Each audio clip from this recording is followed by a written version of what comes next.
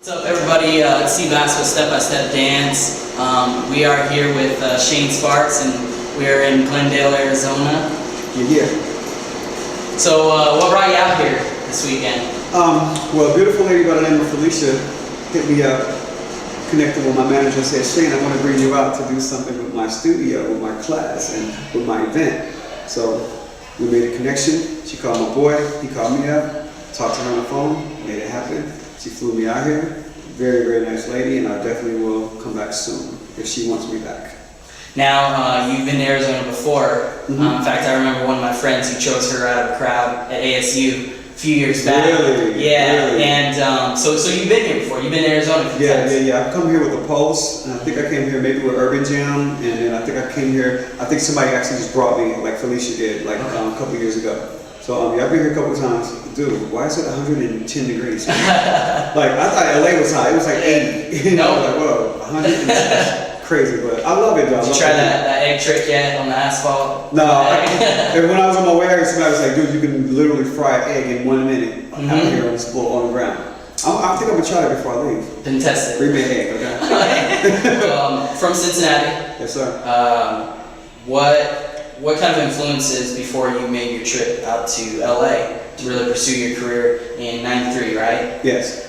What were some of the early influences in your life that made you, jump out to LA? Well, I'll tell you this, I had a lot of great dancers in my life. I had a boy by the name of Keith Sperlin, Chris Tyler.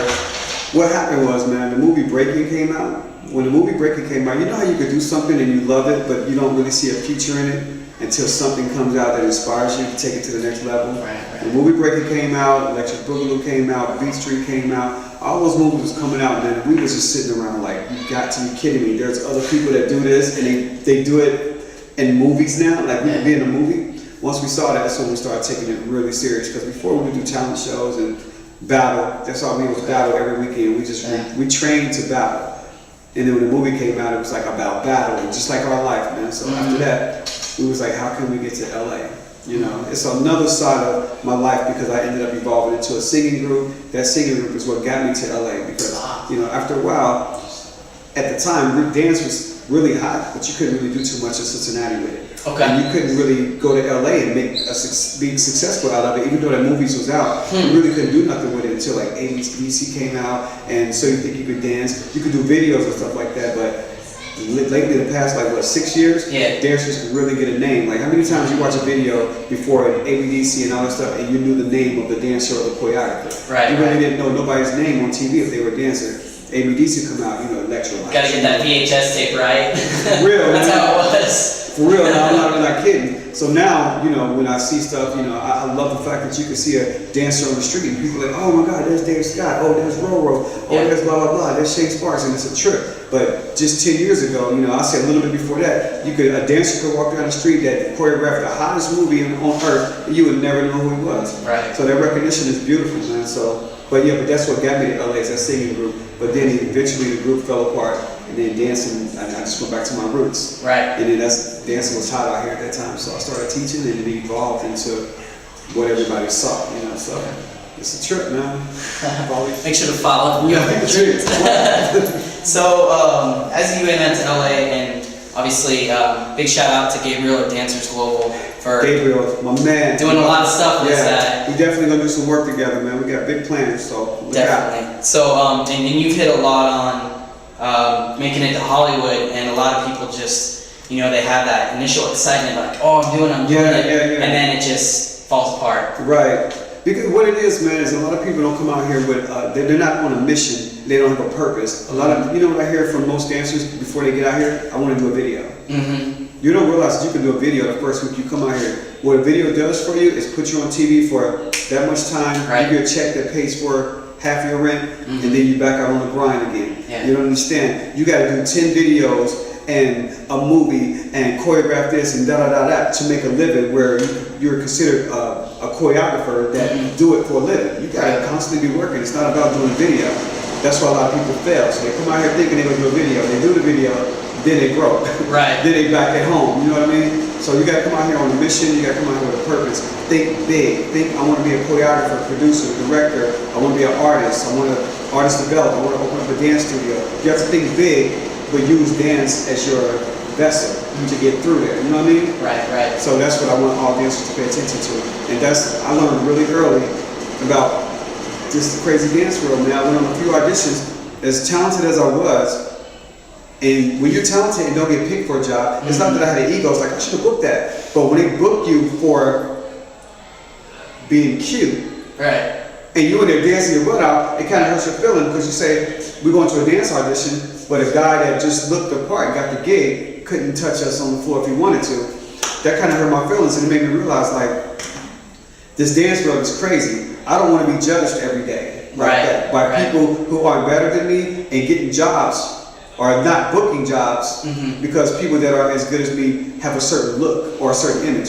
So I decided to do choreography, and I went straight into it. Once I started doing choreography and started developing, all of a sudden my career started taking off, and people started seeing what I do. Then I went out on tour with Immature, did stuff with B2K. Then when Chris Stokes was a good friend of mine at the time, he did You Got Served, and it was funny because he came to me when You Got Served 2 years before it came out. Okay.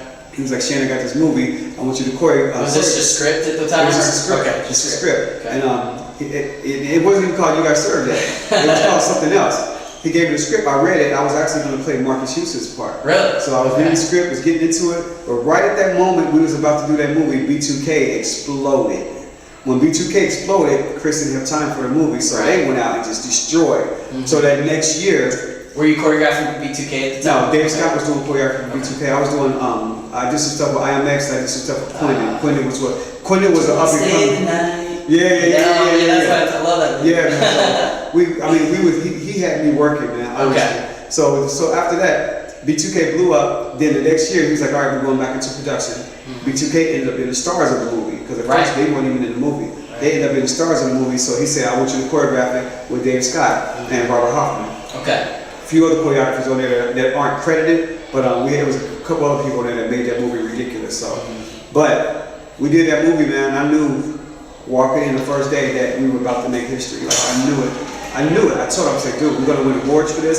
This is gonna be the best dance movie ever made because we had the hottest dancers in the world in one room for a month. And I remember walking in there every day like, this is crazy. Seeing brothers just mastering just like, you got to be kidding me, man. The only thing that I wish we would have done is I wish I would have connected with Little C and Tight Eyes a little sooner. Okay. Because they should have been in You Got Served. Oh, they should have. They should have been in there. Yeah. And Crump wasn't as popular yet. Right. But we knew about it. Years later, Rise would come out. Yeah, exactly. Right. You know what I mean? My biggest regret is we didn't connect with them sooner because that would have took that movie to a whole nother level if we could have got those fools in there, you know? It's a lot of, but that's the only thing I regret. But other than that, man, the movie, that's what set the tone for the rest of my career. Because then Nigel Lithgow saw me. Right. He was like, I want the choreographer of You Got Served. You know, that came with So You Think You Could Dance, that changed my life. ABDC, I was doing Hip Hop International. You know Hip Hop International. Of course. That's Howard Carey. Yeah, exactly. That ain't nothing but ABDC. Exactly. That's all it is. Exactly. So it was just natural for it to evolve and me to evolve as a judge on the show. Right. So that changed my life again too. So, but because my mentality was I don't want to be somebody's dance slave. I want to be in control. That's what changed my destiny. So that's what I want the dancers to understand. Come out there on a mission. Doing a video, you can do that in a week. Definitely.